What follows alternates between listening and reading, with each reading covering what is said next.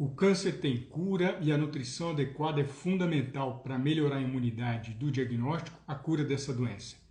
Boa noite, vou começar agora uma live especial que eu vou trazer bastante detalhes sobre o tratamento do câncer intestinal, muitas curiosidades, muitos mitos que estão associados também à alimentação e ela foi feita especialmente para vocês. Eu fiz uma pergunta há alguns dias sobre qual tipo de câncer eu deveria falar e a sua relação com a nutrição e me pediram o câncer do intestino. A Fernanda, eu acho que é a Fer que eu conheço, Fefalmiento entrou, seja bem-vinda. E o ponto importante, eu vou seguir um roteiro que eu trouxe aqui para não perder durante a minha apresentação, então às vezes eu vou dar uma olhadinha para baixo. E o que eu quero trazer de informação é o seguinte: durante essa semana eu estou fazendo live às 18 horas, às 6 horas da noite, com o intuito de trazer mais consciência para as pessoas. Aqui, em nenhum momento eu tenho intenção de substituir o tratamento médico ou nutricional, não é o meu objetivo. Meu objetivo é de trazer uma consciência maior para as pessoas sobre a importância da alimentação, em especial para o aumento da imunidade, colaborando assim com os profissionais de saúde que atendem esse paciente com câncer, que atendem você como uma pessoa que busca mais saúde. Dessa maneira, quando eu falo em câncer intestinal, eu quero chamar a atenção para um ponto muito interessante, que é o seguinte: se você tem constipação intestinal ou diarreia, você tem que ter atenção em dobro. Vou repetir. Se você tem constipação intestinal, intestino preso e diarreia, você deve ter atenção em dobro. Quando a gente apresenta uma dessas situações, ela pode ser um sinal de que o seu intestino tem algum problema, alguma coisa ele tem, e em algumas situações essa constipação intestinal e esse intestino preso pode estar associado à recidiva do câncer ou à formação de novos cânceres. A pessoa nunca teve câncer, pode ter o risco da formação do câncer e a pessoa pode ter recidiva do câncer. E eu vou explicar melhor durante essa apresentação o que eu quero dizer em relação a isso. Um dos pontos fundamentais para que o intestino funcione bem, e eu tenho falado isso com frequência, é a ingestão de líquidos, em especial a ingestão da água. Por que é importante a água? A gente perde muita água durante o dia por diversas partes do corpo.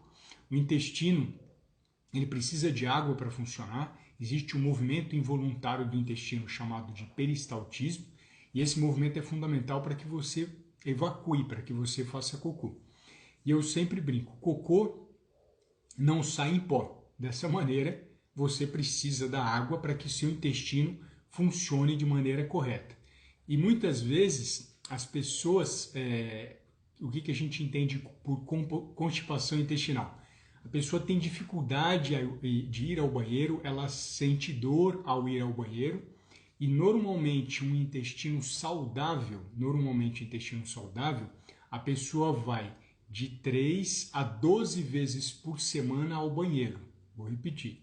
Normalmente o intestino saudável, a pessoa vai de 3 a 12 vezes por semana ao banheiro. Se por algum motivo você, nessas 3 a 12 vezes, sente dor ou você tem dificuldade, já é um alerta para a gente prestar atenção. E se você vai de 1, 2 ou nenhuma vez ao banheiro por semana, aí ligou o alerta vermelho. Aí é extremamente preocupante. É importante a gente verificar a sua alimentação e, em especial, até mesmo fazer a consulta com o médico para entender o que está acontecendo. Eu já conheci pessoas que ficavam semanas sem ir ao banheiro e tratavam aquilo como isso faz parte da minha vida. Não faz. Não é normal, não é natural e você precisa ter um olhar diferenciado, muitas vezes até mesmo procurando o auxílio médico. Gestante pode ter um intestino um pouquinho mais preguiçoso, a criança muda um pouquinho esse ritmo do tempo que eu te falei e o idoso também. Mas a gente não fica muito fora dessa realidade e eu quero que vocês fiquem atentos em relação a esse marcador. De 3 a 12 vezes por semana, de forma geral, o intestino funciona bem, mas não pode ter dor, eu não posso pensar em diarreia, e não posso pensar em cocô em pedaços, cocô em bolinha, o cocô tem que ser grosso, tem que ser inteiro, isso é um sinal de que ele está saudável. Se a cor dele também for diferente, isso é um sinal de preocupação. Se eu tenho um cocô branco, um cocô amarelo, isso pode ser um problema relacionado ao fígado. Então a gente precisa também ficar mais atento e trazer essa informação para o médico. A Pri, que é a minha esposa auxiliar, nesses casos muitas pessoas, ao invés de rever a alimentação, acabam optando pelos laxantes que acabam com a flora intestinal. Bem lembrado, Pri. A pessoa tem constipação intestinal e aí o paciente mesmo me fala todos os laxantes e todas as substâncias que ele tem hábito de usar. Não se deve usar esses remédios sem indicação médica, apesar de que você consegue comprar na farmácia. Dessa maneira, se você faz uso dessas substâncias de forma crônica, isso pode trazer mais prejuízo ainda para o seu intestino, porque ele não funciona por algum motivo. E a gente precisa investigar isso. É fundamental o que a Pri colocou e é fundamental que você fique atento a essa situação. Quem usa de forma crônica, ou seja, a longo prazo, esses laxantes, essas substâncias, pode mascarar uma doença como talvez o próprio câncer. Então, fica atento em relação ao uso dessas substâncias para que você regularize o intestino. Outro problema que os pacientes apresentam é que, além deles não consumirem a água, ele não sabe a posição ideal para fazer cocô. Então, como essa live vai ficar gravada, eu vou trazer a sugestão de qual que seria a melhor posição para a pessoa fazer cocô. A melhor posição para a pessoa fazer cocô é a posição de cócoras. É como não tivesse a privada e tivesse só o banheiro turco, só o buraco ali no chão. Esse seria a melhor posição em que o intestino funciona de forma perfeita. Como as casas, de forma geral, já têm a privada, o que é sugerido para que as pessoas possam fazer cocô de uma maneira natural, né? Existe uma espécie de banquinhos de 10 centímetros que você pode colocar na frente da privada.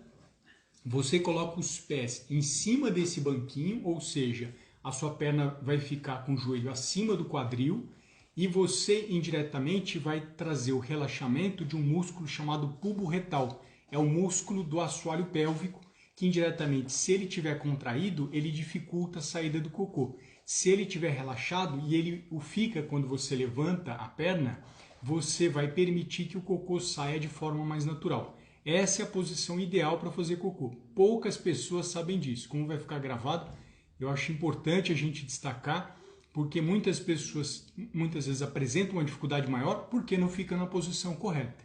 Então, eu quero que fique gravado aqui na live para que a gente possa cada vez mais trazer informações para auxiliar as pessoas a buscarem mais saúde, a cuidarem do próprio corpo. O segundo ponto que eu quero trazer é o seguinte: alguns pacientes eles podem apresentar necessidade de radioterapia, quimioterapia. Vou fazer uma indicação de um suco laxativo especial para vocês. Estou dando uma olhadinha aqui no meu roteiro para ir orientando. E existem alguns outros problemas intestinais que também podem estar associados à questão do... Sejam bem-vindos, viu, meus queridos e queridas que estão entrando aqui. Outros problemas também podem estar associados à diarreia, à constipação e não são câncer, mas a gente gera atenção e gera cuidado. Que é o seguinte: conforme a pessoa vai ganhando mais idade, ela desenvolve alguns problemas como diverticulose. A diverticulose seria como fosse o intestino é um tubo. Dentro desse tubo existem espécies de saliências que podem aparecer como uma espécie de luva. Se você olhasse a imagem desse intestino, é como se fosse uma luva empurrando o intestino por dentro. Isso é diverticulose. Quando tem muito, é chamado de diverticulose. Se entra cocô dentro desse saquinho, que parece uma ponta de uma luva, de um dedo de luva, ele pode causar diverticulite. Então, a diverticulite é um problema gravíssimo e pode levar até a morte. Então, se eu tenho constipação, se a pessoa tem intestino com diarreia, né, essa pessoa pode estar associada à diverticulose, que é muito comum com o avançar da idade. A hemorroida também pode estar associado a esse desequilíbrio intestinal. A hemorroida seriam essas veias que ficam no reto, no ânus, inflamadas, né? Existem diversos motivos associados a essa inflamação, então é um outro olhar de atenção que a gente precisa desenvolver. Tem outras duas doenças inflamatórias que tem associação com esse desequilíbrio intestinal, que é a retocolite ulcerativa, que a gente não entende bem a causa, mas parece ser genética, é uma doença inflamatória, e a doença de Crohn. As duas são extremamente graves e precisam de um cuidado especial. Eu vou contar um caso, né, como dizem, de uma paciente que orientaram ela a tirar o glúten. Para quem não sabe, glúten é uma proteína que está presente no trigo, na cevada, no centeio e em algumas situações na aveia. E se a pessoa consome essa proteína e tem doença celíaca, ela pode chegar a ter vários episódios de diarreia por dia. Quem tem doença celíaca é proibido consumir glúten. A maioria da população não tem doença celíaca, então não precisaria, de forma geral, excluir o trigo e os seus derivados da alimentação. E ela começou a ter diarreia por conta do trigo, tirou, é o primeiro passo que a nutrição faz, você fica 15 dias sem utilizar e depois você volta. O leite é a mesma coisa, se a pessoa tem diarreia tomando leite, você fica 15 dias sem usar e depois você volta. Só que ela não ficou 15 dias, ela ficou vários meses sem usar e não foi investigar o problema. Aí o que aconteceu com ela? Eu conversei com ela e falei, legal, primeira conduta, se você teve diarreia consumindo glúten, alimentos que contêm glúten, claro, é você interromper o uso. Esse é o primeiro passo, é um passo clássico dentro da área médica e de nutrição. E aí ela continuou com o problema e não voltou mais a usar. E eu falei para ela, eu acho que tem um buraco mais longo aí que você não está enxergando. Você vai para um colega médico, ele provavelmente vai fazer uma colonoscopia. Eu não sou médico, eu não sou responsável pelo diagnóstico, mas eu acho que ele vai fazer isso. E aí no momento em que ela foi fazer a colonoscopia, e ela já tinha tirado o leite e já tinha tirado o trigo, porque os dois causavam diarreia nela. Na ideia dela, ela falou, eu tenho alergia à proteína do leite de vaca e eu tenho doença celíaca, pela mente dela. Porque ela tinha os sintomas, ela tirou. A hora que ela foi no médico, ele detectou uma retocolite ulcerativa no intestino. Então, ou seja, uma doença inflamatória que tem outras origens que não o glúten e o leite, e ela fez uma exclusão sem tratar o real problema. Por isso, cuidado com essa situação de qualquer pessoa, se passar mal com o trigo, passar mal com o leite, eliminar ele para o resto da vida. Se você passou mal comendo esses alimentos, consulta o médico, verifica com ele para que ele possa analisar o real motivo de você ter esse problema com diarreia consumindo trigo ou com diarreia consumindo leite. Esse ponto é extremamente importante para que as pessoas que estejam ouvindo agora ao vivo ou depois possam ter um adequado tratamento e não o hábito de excluir um alimento só porque disseram que faz mal, tá bom? A maioria das pessoas não tem alergia ao leite, leite é positivo para a saúde. A maioria das pessoas não tem alergia ao glúten ou sensibilidade ao glúten, então ele é positivo também para a saúde, claro, equilibrando a sua ingestão. E por que, Alexander, você falou da doença inflamatória? Porque é comum pessoas que tenham doença de Crohn e retocolite desenvolverem o câncer. E aí a gente entra no nosso olhar, na nossa parte especial, que é o que eu vou abordar aqui com vocês durante a nossa live. Então, a gente conversou um pouquinho de diversos problemas e situações que estão associados à constipação e à diarreia, que ligam um alerta que poderia ser um câncer, né? Mas a gente precisa retirar outros problemas anteriores. E aí, o olhar que eu quero trazer é o seguinte, eu vou trazer de uma forma didática o que seria esse câncer intestinal. Quando o intestino começa a formar pequenas bolinhas internas, o que a gente chama de cogumelo, né, de forma geral. É uma bolinha que parece um cogumelo. Isso é chamado de pólipo. Quando a pessoa faz uma colonoscopia, que normalmente é indicada para quem tem mais de 40 anos, o médico vai fazer essa indicação, não eu. A pessoa tem mais de 40, a gente precisa pensar na colonoscopia. Ele detecta esses cogumelinhos, né, essas bolinhas em formato de cogumelo na parte interior do intestino, e de maneira geral ele faz a dissecação desse pólipo. Alexander, por que ele faz a dissecação? Porque ele pode virar câncer. Olha que importante esse olhar que eu estou trazendo para vocês. A pessoa que faz a colonoscopia, ela pode prevenir um câncer intestinal. Lembrando, claro, que cânceres de maneira geral detectados no início, a gente tem uma cura máxima, e câncer de intestino a gente tem tratamento e tem cura de uma forma muito mais fácil. Então, se a gente tem esse olhar do paciente fazer a colonoscopia, claro, quando o médico fizer a indicação e o médico detectou que naquele intestino existe pólipo, é fundamental que o médico tome as providências devidas, ele vai avaliar se aquele pólipo tem risco de formar câncer ou não, ele é especialista nisso. Ele dissecando aquele pólipo, eu vou oferecer uma qualidade de vida melhor para esse paciente, eu oferecer a não recidiva, oferecer a não formação do câncer, ou seja, uma das principais causas de morte hoje no Brasil e no mundo, que é o câncer intestinal, ela é totalmente prevenível e totalmente possível de evitar a recidiva. Basta a gente ter uma investigação correta pelo médico para que ele possa detectar isso. Por sinal, quando se fala em rastreamento do câncer de cólon, né, quando a gente faz essa colonoscopia, é um dos métodos mais confiáveis que existe na medicina para detectar câncer. Ele é mais certeiro, ele é mais eficaz do que a mamografia para o câncer de mama e do que o rastreamento do câncer de próstata. De maneira alguma estou falando que a pessoa não deva fazer a mamografia ou deva fazer os cuidados para ver a questão do câncer de próstata. Eu só estou reforçando que quando a gente fala de rastreamento do câncer de cólon, a colonoscopia é padrão universal, é padrão ouro para a gente detectar esse problema. Então olha que incrível, que informação fundamental que você tem na sua mão agora para procurar um médico ou para indicar as pessoas que você ama com mais de 40 anos de idade para conversar com um médico gastroenterologista para que ele avalie a necessidade ou não de fazer essa investigação. Tá bom? Esse é o ponto importante. E aí eu vou conversando com vocês aqui. Se vocês quiserem fazer alguma pergunta, eu paro. A gente conversa também sobre aquilo que vocês estiverem me perguntando. Se eu souber responder na hora, claro. Se eu não souber, eu mando para vocês por direct. E eu vou trazer um dado extremamente interessante. Na aula passada, falo aula, mas é live, né? Na live passada eu falei sobre quimioterapia e radioterapia, diversos cuidados que a pessoa precisa ter, se ela vomita, se ela tem diarreia, se ela tem constipação, falei vários assuntos. Quem quiser depois ver, está gravado no meu Instagram, é a 43ª live que eu já fiz, eu estou na 44ª hoje, especial para vocês.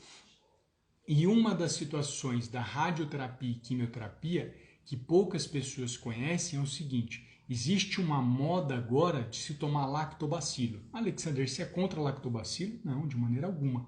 Mas precisa ter uma indicação necessária. Por exemplo, se a pessoa tem radioterapia sendo realizada e quimioterapia sendo realizada, é proibido usar lactobacilo. Vou repetir. Se você estiver fazendo quimioterapia e radioterapia, é proibido tomar os sachezinhos de lactobacilos, porque mesmo eles sendo benéficos, eles podem causar uma infecção generalizada muito grave nesse paciente. Durante a quimio e rádio, as células elas têm o que a gente chama de jump junction, que são ligações de uma célula e outra que ficam mais frouxas durante a quimio e rádio, e essa bactéria pode atravessar esse intervalo das células entrando na sua corrente sanguínea. Então, lembra bastante disso. Quimio e radioterapia é contraindicado o uso de lactobacilo. Mais pessoas entraram aqui. Gilmar, meu querido, como é que você tá, meu caro? Saudade de você. A Dora, a Bac Thaís, o Rodolfo, a Vanessa, a Dora. Sejam muito bem-vindos. A Dora eu falei de novo que ela escreveu 2 vezes aqui. Sejam muito bem-vindos, viu? Então, olha que interessante. Se você tem o famoso kefir, já ouviram falar do kefir? Ah, pode tomar kefir, kefir é bom para regularizar o intestino. Você está fazendo químio, está fazendo rádio, seu intestino prendeu? Toma ele. Não toma que isso é um risco gravíssimo de você ser internado, de você piorar a sua saúde. Químio, radioterapia e até mesmo cirurgia, você não deve consumir essas substâncias. Por isso, o cuidado sempre de fazer a inclusão de algo novo no seu hábito alimentar, conversar com um profissional que tem experiência com câncer, porque isso é extremamente grave para a saúde desse paciente, viu? Então aqui sou estudante de nutrição, aprendo muito com você. Obrigado, Dora, eu agradeço o carinho. E aí qual que é o olhar que eu quero trazer? Todas essas bebidas fermentadas que têm uma presença de bactéria, seja kombucha, seja o cogumelo, a gente vai ter cuidado na quimio, radioterapia e cirurgia. Então a kombucha seria uma bebida fermentada, ela tem bactérias, a gente vai ter cuidado. Se eu for pensar nos cogumelos ou nos queijos com cogumelo, a gente vai ter um cuidado também. Não é que a pessoa está proibida, nunca mais vai comer. Nesse momento é o momento da gente oferecer outros nutrientes para essa pessoa. Não é o momento de oferecer esses alimentos, tá bom? Fortalecendo aqui as informações. Existe outro medicamento, que aí eu vou fortalecer para vocês, que é o seguinte. Existe uma droga chamada oxaliplatina. Oxaliplatina. Não precisa decorar isso, mas a pessoa que toma ela, a hora que assistir essa live, vai lembrar. A oxaliplatina, ela é um medicamento para controlar metástase no intestino, é muito utilizada por pacientes que têm metástase. O médico pode dar outras drogas, quem decide isso é um médico, não eu. E esse paciente, se consome gelado, que é uma temperatura que a gente indica para quem faz químio, quem faz rádio, ele pode ter formigamento, pode ter uma sensação de indisposição. Não é que o gelado faz mal para o paciente com câncer, é que ele tem um efeito colateral com essa droga. Então, caso você esteja consumindo essa droga oxaliplatina, talvez não seja interessante a oferta de um alimento gelado para você, de um gelo ou de algum sorvete, um picolé, porque ele vai trazer esse mal-estar, vai trazer essa sensação. Existem outros mecanismos e outros recursos que você pode utilizar. Fortalecendo um pouquinho mais da questão dos alimentos, das cirurgias, né, que podem acontecer, existe um tipo de cirurgia que pode acontecer no paciente com câncer, que é o seguinte: o câncer intestinal, se eu falo do intestino, eu tenho didaticamente, né, dois intestinos, o intestino fino e grosso. O fino é chamado de intestino delgado e o grosso é o que a gente chama de colo e reto. Então, se eu tenho uma parte do intestino delgado, que eu chamo ela de íleo, existe o duodeno, jejum e íleo, não precisa guardar, é só para ilustrar a minha apresentação. Se a pessoa tiver câncer de íleo, que é a parte final do intestino delgado, o que acontece? O médico vê o câncer e ele precisa retirar. Aí ele vai fazer quimioterapia ou radioterapia, ou os dois, ou vai operar. Caso ele opere o intestino, no caso o íleo, e retire ele, essa pessoa vai ter diretamente uma deficiência, ela vai ter uma anemia, chamada de anemia perniciosa, ou anemia por deficiência de B12, porque é exatamente nessa parte intestinal que você absorve vitamina B12. A Pri já me ajudou aqui, intestino delgado é igual ao duodeno, jejum e íleo, são as três partes do intestino delgado. Didaticamente falando, né? O íleo, se ele tiver câncer e for retirado essa parte do intestino, você vai desenvolver deficiência por vitamina B12. Aí a pessoa vai perguntar, que legal, né? Eu vou buscar na alimentação algum alimento que seja rico em vitamina B12. Fala para mim, Alexander. Na verdade, você já até falou, né, Alexander, que o fígado é bom em vitamina B12, que as carnes são ricas em vitamina B12, que a gente encontra ele no leite, a gente encontra no ovo. Verdade. Então, se esse paciente que tem deficiência de vitamina B12 por conta da retirada do íleo, é só ele consumir esses alimentos que ele está bem, né? Não vai fazer nem cócega nesse paciente. Exatamente porque é no íleo onde existe absorção de vitamina B12. Se a pessoa retirou o íleo, o que vai precisar fazer com esse paciente? Ele vai ter que tomar injeção intramuscular durante a vida dele, porque ele vai evitar esse problema, vai evitar esse mal. Quem faz essa injeção intramuscular? O médico, e indiretamente o médico pode prescrever, o farmacêutico, o enfermeiro vai fazer a infusão dessa vitamina para esse paciente, tá bom? Então, olha como é que é simples. Às vezes uma pessoa pergunta para a gente, o que eu preciso para suprir vitamina B12? A primeira pergunta que eu tenho que fazer é, por que você quer vitamina B12? É porque eu estou com deficiência. A outra pergunta que vem em seguida é, por que você está com deficiência? É porque eu não como nenhum alimento de origem animal, eu sou vegano. Legal. Pela alimentação ou por suplementos, eu posso suprir essa necessidade. Porém, se essa pessoa tem um câncer intestinal no íleo e retirou esse íleo ou retirou o estômago, que vai ser assunto na nossa live também, em breve, essa pessoa obrigatoriamente vai ter deficiência de B12 e o médico vai precisar prescrever injeções com vitamina B12 para suprir essa necessidade. Olha como é que a biologia é algo simples, mas ao mesmo tempo bem complexo, né? Não é tão natural a gente entender o que está acontecendo, o que a gente está fazendo com essa pessoa, os cuidados que a gente está tomando. Se eu falo, por exemplo, alguns pacientes de outros problemas intestinais, às vezes por conta de problemas no intestino, o médico faz uma nova passagem para o intestino, que a gente chama de ostomia. Existe um novo local para saída das fezes, então existe a ileostomia, a colostomia, existem diversas ostomias que indiretamente vão ser indicadas pela equipe médica e o cocô vai sair para aquele local. A higienização e o cuidado dessa situação, um médico que vai trazer orientação junto com a equipe de enfermagem. Então é muito amplo quando a gente fala de intestino.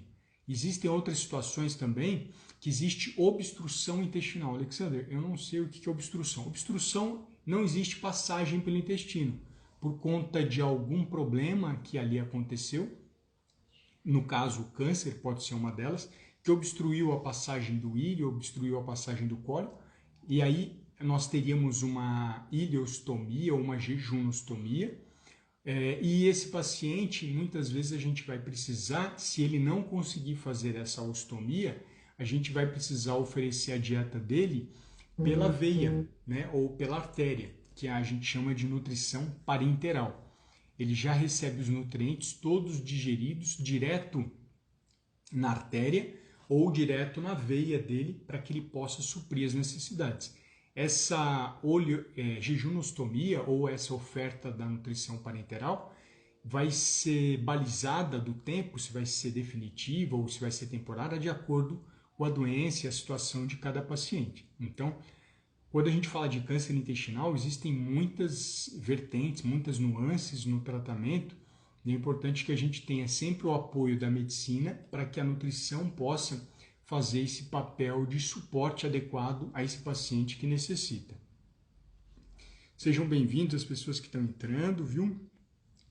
Se quiserem fazer alguma pergunta, hoje eu estou falando de nutrição no câncer intestinal. E eu estou olhando a minha colinha aqui para ver se eu não estou deixando de falar nenhuma informação importante para vocês. E aí eu vou fortalecer outro ponto importante. Muitas pessoas me perguntam o que seria uma bebida interessante para ajudar o intestino a funcionar. A primeira bebida que a gente fala é a água. É fundamental o consumo de água para que a pessoa faça cocô. Mesmo que ela consuma fibra, se ela não consumir água, não vai adiantar. E se eu falo em fibra, lembrem sempre do FLV, fruta, legume e verdura. Esses são os 3 alimentos que são riquíssimos em fibra e vão ser importantíssimos para que a gente possa fazer um bom funcionamento intestinal e evitar hemorroida, evitar diverticulose, evitar problemas de pólipos e outras situações mais graves como o próprio câncer no intestino. O intestino funcionando mal é o primeiro passo para a formação de problemas no intestino, dentre eles o câncer intestinal. Então, olha como é que você pode proteger o seu intestino de não ter a formação de um câncer e proteger ele contra a recidiva, porque quem já teve o câncer, a natureza indiretamente é mais fácil para formar outro câncer. Então, a gente traz uma promoção interessante. E trazendo a ideia do suco laxativo que eu vou abordar aqui com vocês, é o seguinte, existe um suco que eu sugiro para as pessoas que têm prisão de ventre, né, que têm intestino preso consumirem, que é bem simples de fazer. Você vai utilizar 3 ameixas pretas sem caroço, depois em seguida você vai pegar meio mamão papaya e depois você vai pegar uma quantidade, meio copinho de iogurte. E o quarto item é uma quantidade de suco de laranja, lima, que possa fazer a diluição dessa mistura. Então, algumas pessoas gostam dele mais consistente, então eu vou tirar suco. Eu gosto dele mais ralo, eu vou colocar um pouquinho mais de suco. Então, você bate esse meio copo de iogurte, 3 ameixas pretas sem caroço, meio mamão papai, a polpa dele, e em seguida você completa com quantidade de suco de laranja lima, você vai ter uma substância riquíssima em fibra, fibra solúvel, saborosa e que ajuda muito o paciente a funcionar bem o intestino. Normalmente em 7 dias, quem consome todo dia pela manhã essa substância, tomando, claro, sempre o copo de água, esse intestino volta a funcionar. Se não voltar a funcionar, repito, se não voltar a funcionar, eu faço alerta severo e alto para que procure um médico e dê uma olhada no que está acontecendo, porque é para o intestino seu funcionar, é para você melhorar. Claro que é importante o consumo de leguminosas no almoço e no jantar. Alexander, quem que é leguminosa? Lembra para mim, feijão, ervilha, lentilha, grão de bico, que são ricos em proteína e ricos em fibra, colaboram para o trânsito intestinal. Verduras também vão colaborar bastante para o trânsito intestinal, e isso é importante para a gente evitar recidiva de câncer. E o consumo da água. Você já faz isso, completa com esse suco laxativo pela manhã, que se não regularizar em 7 dias, é um olhar atento para você procurar logo um médico. A gente não deve demorar mais de 7 dias, caso você tenha esse problema, para procurar auxílio médico. Isso é um olhar de atenção para evitar recidiva e para as pessoas que têm problema intestinal. O paciente com câncer, a gente vai ter um olhar mais rápido que 7 dias. Existem hospitais que têm um telefone chamado Alô Enfermeiro, até mesmo hospitais públicos têm esse Alô Enfermeiro ou Alô Nutrição, que você tem um contato direto com esses profissionais e você deve informar como é que está sendo o seu tratamento, como é que está sendo esse acompanhamento que eles fazem com você.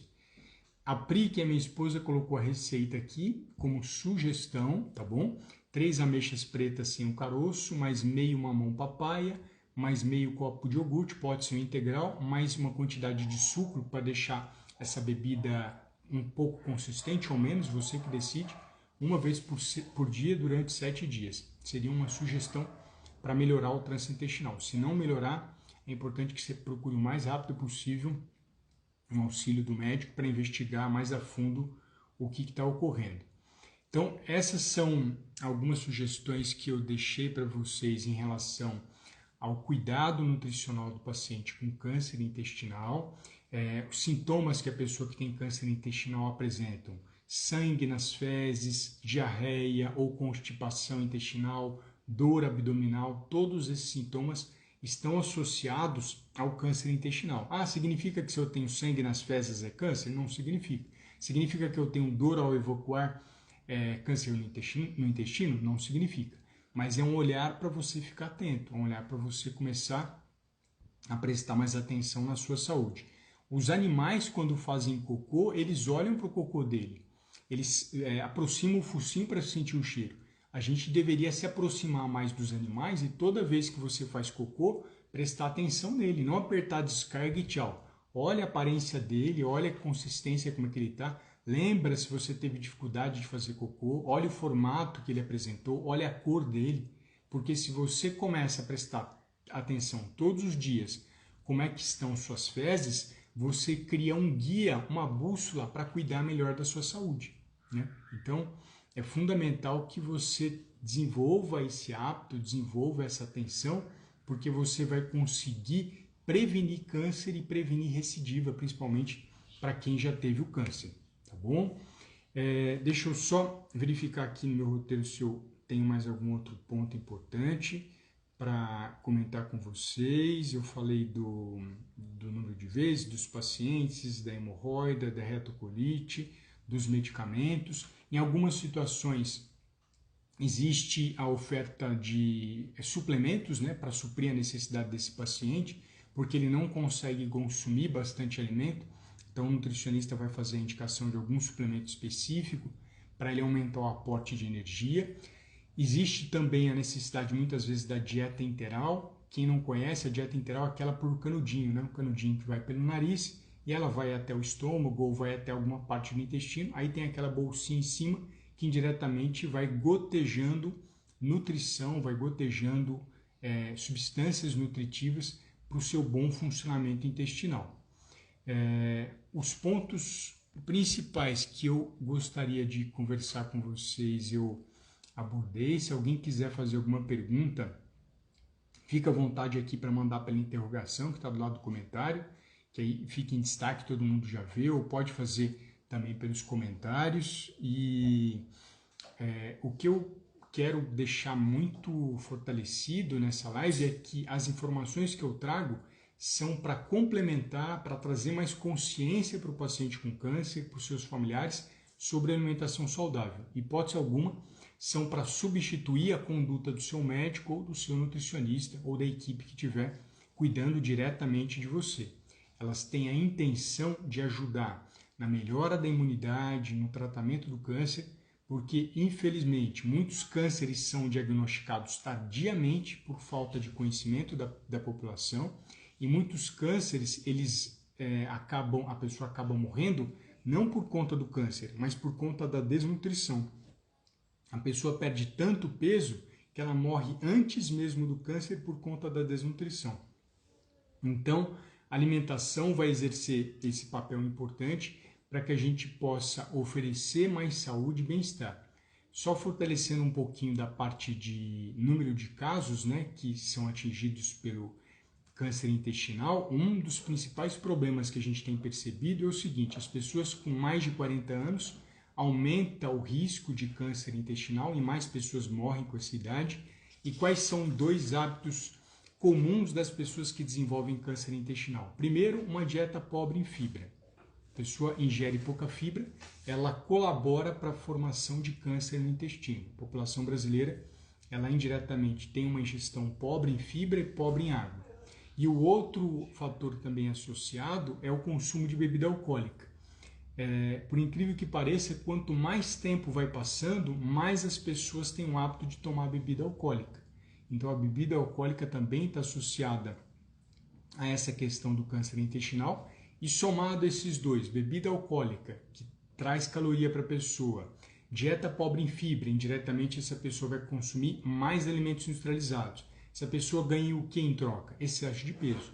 Excesso de peso é o principal amigo do câncer. A pessoa que está acima do peso, a pessoa que está obesa, ela oferece todas as condições para que essa célula forme um câncer, seja no pulmão, seja na garganta, seja no fígado, seja no pâncreas. Um dos principais amigos do câncer hoje é o excesso de peso, e é importante que a gente promova a alimentação saudável e traga sugestões para redução do peso, exatamente porque a população brasileira, mais da metade, ela atingiu o excesso de peso, que é o famoso gordinho, e a gente tem mais de 20 milhões de pessoas obesas no Brasil. Não é à toa que os cânceres têm aumentado ao longo do tempo e outras doenças têm reduzido. Então esse é um alerta que eu quero fazer, que eu quero trazer para vocês, com o intuito de que a gente possa trazer saúde para você, trazer saúde para o paciente com câncer e evitar que o paciente que já teve câncer, ele tenha nova recidiva, porque é uma situação extremamente delicada e a gente não quer de maneira alguma que isso aconteça. Deixa eu ver aqui. A Pri está me lembrando aqui, ela escreveu um papel, eu vou falar para vocês.